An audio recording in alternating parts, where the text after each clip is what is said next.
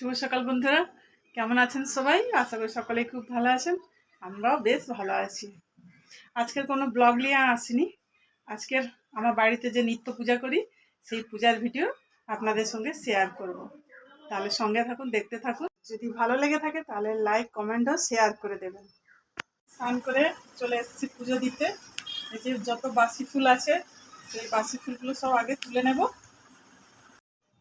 যত বাসি ফুল ছিল সব আস্তে আস্তে করে সব তুলে নিয়েছি, আর তুলে জায়গা সব পরিষ্কার করে নিয়েছি, যত নিচে ফুল টুল ছিল সেগুলো।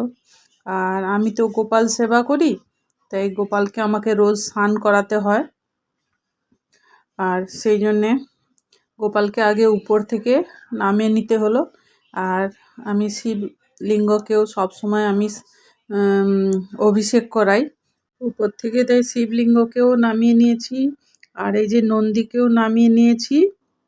নামিয়ে নিয়ে এই যে ঠাকুরের সমস্ত স্নানের জল সব রেডি করে নিয়েছি, গঙ্গা জল, তুলসী পাতা, ফুল দিয়ে গোপালের স্নানের জল। আর এদিকে পোশাক আশাক সব রেডি করে নিয়েছি, সমস্ত বাসন ধুয়ে নিয়েছি, আর ফুল টুল সব পুজোর জন্য সমস্ত কিছু রেডি করে নিয়েছি একসঙ্গে। আর এবার গোপালকে স্নান করাবো। আর গোপালের তো রোজ স্নান করাই। আর রাত্রে করে আমি শয়ন দিই। রাত্রে করে ভোরবেলা উঠে আমি ওই আমাদের গুরুদেব অনুকূল ঠাকুরের দীক্ষিত আমরা। অনুকূল ঠাকুরের প্রার্থনা, ইষ্টভীতি দিয়ে প্রার্থনা করে তারপরে গোপালকে ঘুম থেকে তুলে ভোগ নিবেদন করে দিই সকালবেলা।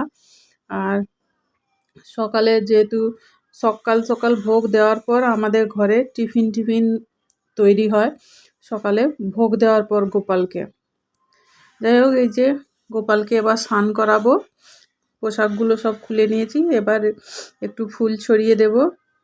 ফুল দিয়ে এবার ওই গঙ্গা জল, অঘরু দেওয়া আছে, গঙ্গা জল দিয়ে স্নান করাবো। তো ফুল আর তুলসী পাতা দিয়েছি, দিয়ে স্নান করে নেব। আর এটা আমার প্রতিদিনের কাজ, প্রতিদিন করতে হয়। ওই জন্যে পুজো করতে না অনেক সময় লেগে যায়, ধীরে ধীরে একটু একটু করে করতে হয়। যাই হোক, নিজে যতটা পারি সেই মতো ধীরে ধীরে করে করি আমি। গোপালকে নিয়ে এসেছিলাম যেবার থেকে, সেইবার থেকে গোপালের সেবা দেওয়া আমি শুরু করেছি, এখনও দিই। আর এই যে গোপালের স্নান করে এই যে পোশাকগুলো পরিয়ে দিচ্ছি। ছোট্ট গোপাল ঘরে থাকলে গোপালকে সেবা দিতে হয়, আমি যেটুকু শুনেছি, যেটুকু জেনেছি সেই মতো সেবা দিই। মাঝে মাঝে ভাবি ভোরবেলা করে হয়তো পুজো টুজোগুলো সেরে নেব, কিন্তু হয় না। ভোরবেলা আমাকে গোপালের টিফিন দিতে হয়, মানে ভোগ দিতে হয়। আর ভোগের মধ্যে হয়তো মিশ্রি কখনো দিই, ড্রাই ফ্রুটস কখনো দিই, এরকমভাবে অল্প অল্প করে সকালের ভোগটা দিয়ে দিই। সকালে ওটা ঘুম থেকে উঠে বাসি জামা কাপড়টা আঁচড়ে আগে ভোগটা দিয়ে দিই। দিয়ে আর সমস্ত সারাদিন টিফিন তৈরি করা বা অন্যান্য যাই কিছু হোক না কেন, আর সারাদিন সমস্ত কাজ করতে থাকি।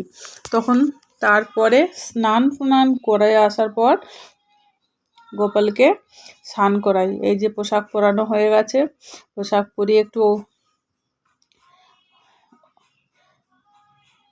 আয়না দেখিয়ে নিলাম। এই দেখিয়ে দেখো আমার গোপাল সোনাকে এই টেবিলে উপরে রেখে দেব। গোপাল সোনাকে এবারে শিবলিঙ্গকে অভিষেক করাবো আমি। প্রতিদিন করাই আমি শিবলিঙ্গের অভিষেক, আমি এইভাবে করে থাকি সব সময়।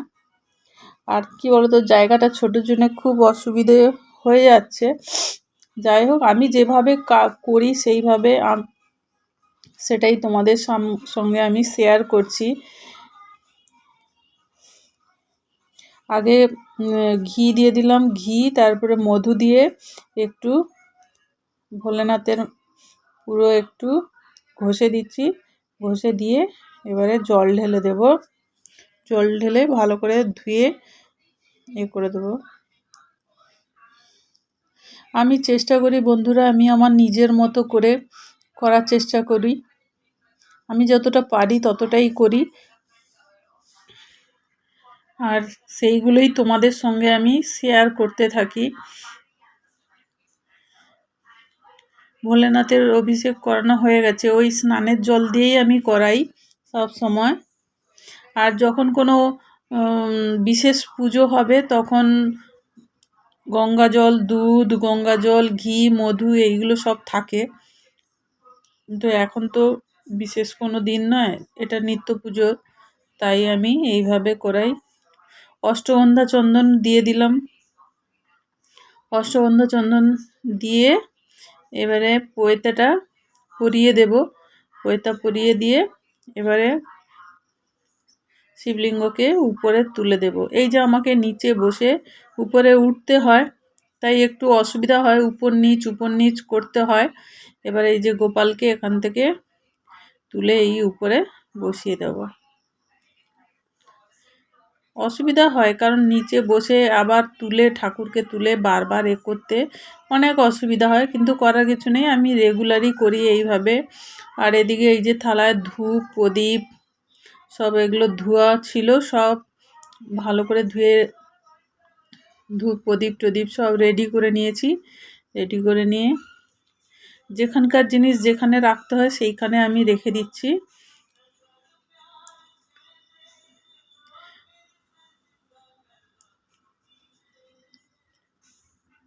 চেষ্টা করি বন্ধুরা, নিজে যেভাবে যেটা জানি সেটাই তোমাদের সঙ্গে শেয়ার করব।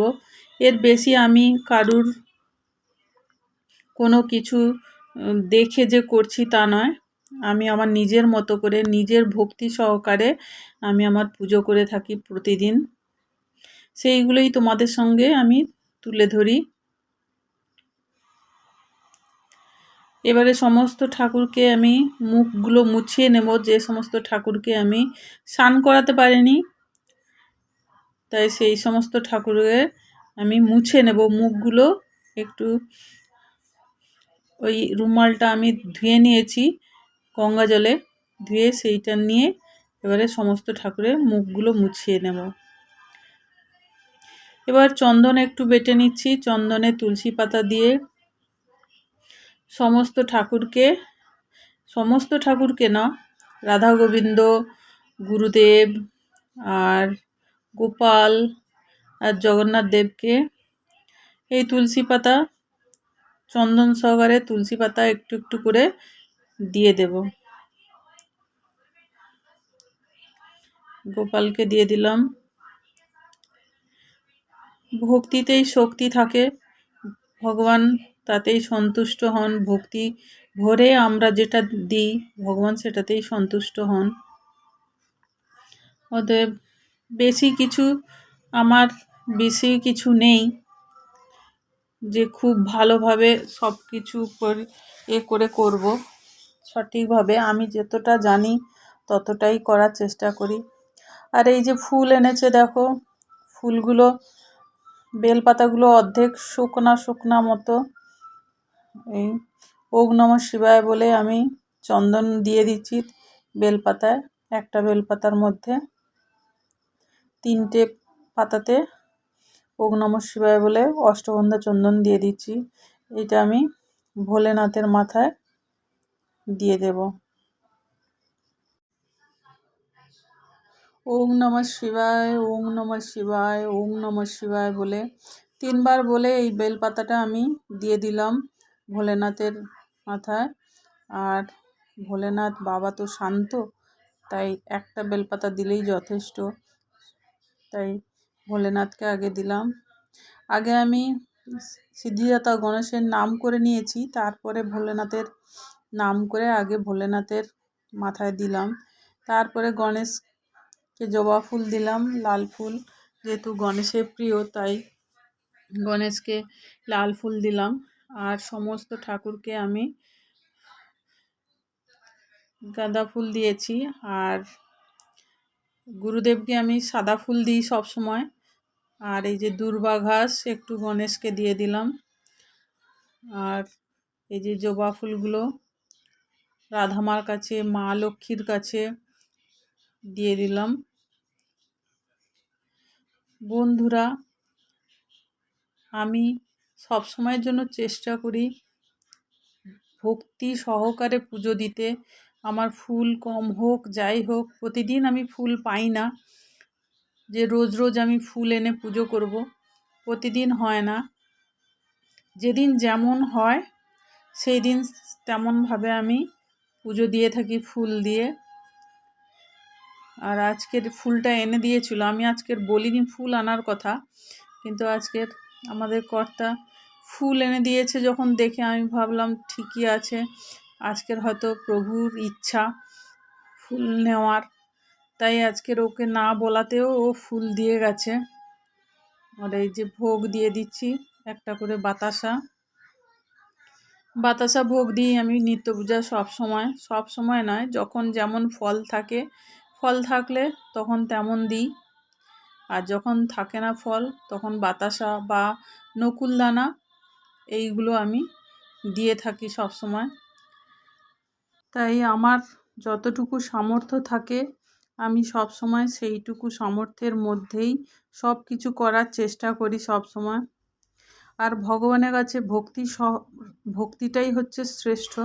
ভক্তি ভরে তুমি যা দিবে তাতেই সন্তুষ্ট ভগবান। তাই আমি সবসময় ভক্তি সহকারে যা থাকে আমার ঘরে, প্রভুর ইচ্ছায় যা থাকে তাই আমি দিয়ে থাকি। এবারে আমি আরতি করে নেব।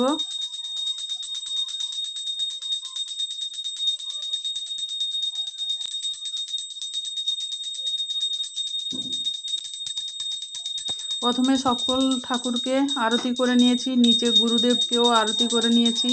এবারে ধূপ ঘুরিয়ে ধূপের আরতি করে নিচ্ছি। গুরুদেবকেও নিচে ধূপের আরতি করে নিয়েছি।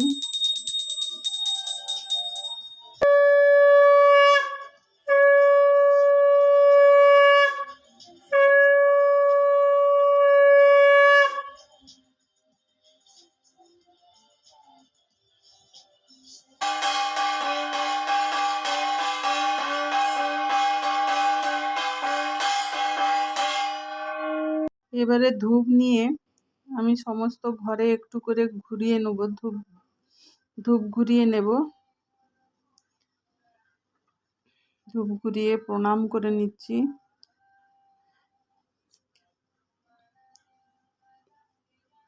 আর এই যে দরজার পেছন দিকে আমার গণেশের মূর্তি আছে, ওই জন্যে দরজার পেছন দিকে ধূপ ঘুরিয়ে নিলাম, ধূপ ঘুরিয়ে প্রণাম করে নিয়েছি। এবারে বাইরে আমার একটা ওই তুলসী গাছ আছে দরজার পাশে, সাইডের দিকে বাইরের দরজার কাছে, ওই তুলসী গাছে প্রদীপ দেখাবো আর ধূপ ঘুরিয়ে, আর জল নিয়েছি ঘটিতে করে, জল নিয়েছি, সেই জল একটু দিয়ে দেব, দিয়ে ধূপ ঘুরিয়ে প্রদীপ দেখিয়ে প্রণাম করে নেব। জয় মা তুলসীর জয় বলে প্রণাম করে নেব। নিয়ে এই যে চলে এসেছি জল দিয়ে। ছাদে থাকতো তুলসী গাছটা, কিন্তু ছাদে বর্ষার সময় এত স্লিপারি হয়েছে যে ছাদে আর উঠতে পারা যায় না, সিঁড়িতে কোথায় স্লিপ করে পড়ে যাব, সেই জন্য আর উপরে আমি আর যাই না। তাই তুলসী গাছটা নিয়ে এসে ওখানেই রেখে দিয়েছি। এই যে আমার পুজো দেওয়া হয়ে গেছে। আমার সামর্থ্যের মধ্যে মা যতটুকু চেয়েছেন, মাকে আমি ততটুকুই দিতে পেরেছি। বিশেষ কিছু আমি দিতে পারিনি। সব প্রভুর ইচ্ছায়, সব মায়ের ইচ্ছায় হয়ে থাকে। যখন তিনি ইচ্ছা করবেন তখন সব দিতে পারবো। বন্ধুরা, এইভাবে আমি আমার নিত্য পূজা করে থাকি রোজ। তাহলে আজ এই পর্যন্ত, দেখা হচ্ছে অন্য একটা ব্লগে। ভালো লাগলে লাইক কমেন্ট শেয়ার করে দেবেন, আর আমার চ্যানেলটিকে সাবস্ক্রাইব করে পাশে থাকার অনুরোধ রইল। ভালো থাকবেন, সুস্থ থাকবেন।